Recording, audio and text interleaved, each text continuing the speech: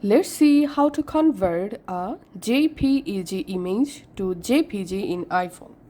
I'm going to my Photos app and opening an image, and here we can see this image file type is JPEG or JPEG. Now let's see how to convert this into JPG. Go to your browser and search for JPEG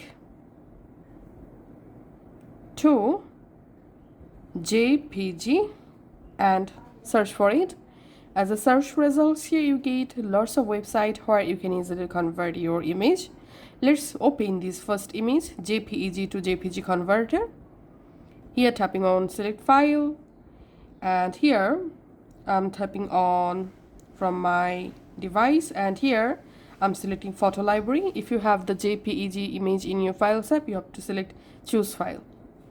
And then I'm just selecting my JPEG image here to upload and convert to. Make sure to select here JPG, and then tap on convert. Once the image successfully converted into JPG, tap on download,